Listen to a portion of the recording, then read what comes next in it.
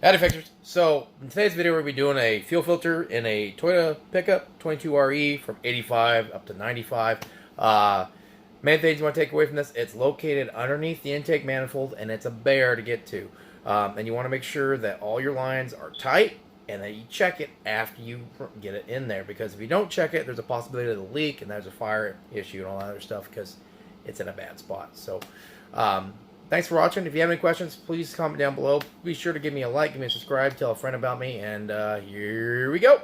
Howdy fixers. So today we're going after this fuel filter on this 90 Toyota pickup 22RE, and it's underneath the intake over on the passenger side. It takes a 17mm bolt for the banjo bolt to get it loose, and then you got to get a wrench on the back side of your filter here. You should be able to check on your new filter and it should be able to tell you the right size and everything like that. This style of filter was on the 22RE all the way from 85 up to 95, so you know, quite a little bit of time. So you can see I'm here, I'm working it out. You want to make sure you don't lose the banjo fitting, make sure you don't lose your washers, because sometimes the washers they give you are not the right washers as far as like being a good fit around the banjo. So here on the back I got access to my filter. You can kind of see it, and I'm looking over the back of the head so that I'm able to get a little better view so I can see what I'm doing, and you know, you can not lose your banjo bolts or any of the washers and stuff. It makes it a little bit easier.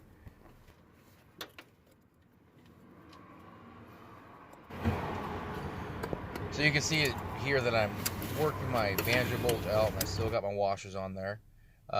So the next step is that we're going to go ahead and we're going to get a socket, this 12mm socket. This is going to take the two bolts, the one on the bottom, one on the top, that holds the filter itself onto the block.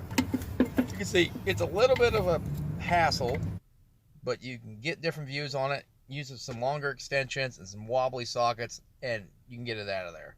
It's sometimes they're super tight, sometimes they're not on there that tight, and it's depending on who did it last. It can be easy or it can be a pain in the butt. So now we're on to the filter part. This filter, the filter that I took off was on backwards. So whenever you're doing this, you want to make sure that you trace your lines. You want to watch which line is coming from the tank and which one looks like it loops up and goes to the fuel injectors. You'll be able to see which one goes to the fuel injectors. It's pretty common for somebody to put this on backwards. This one was on backwards. It's not the first time I've seen this. It's just you get confused.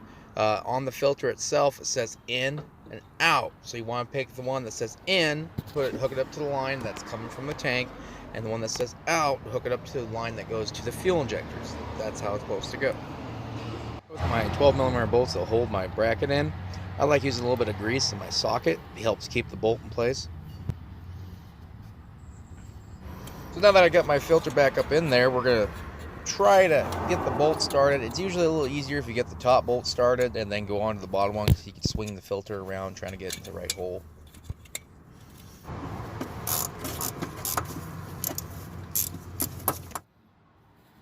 So on these washers, there's multiple choices. You can put the washer in the wrong place, but you want to make sure that there's enough room that it slides on there, but it's not too loose, because if it's too loose, it's going to leak. And you'd hate to put all these back on there and then be in the spot they are and be a pain in the butt and not leak. So just make sure you check all your fittings and stuff like that after you get them back in there. Make sure that everything doesn't leak, because you don't want to leak down the road.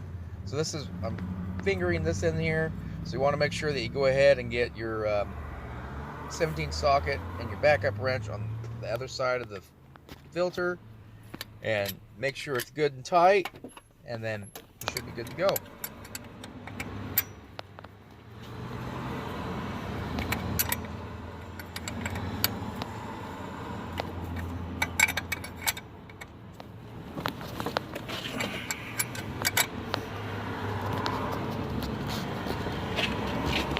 So for my front banjo bolt, I'm able to grab the line and pull it out so I get better access to it, like I am here. And I'm going to get my banjo bolt and put my washers on both sides so that I can hold it together with the two washers, and the bolt, and get it back into place and get it started.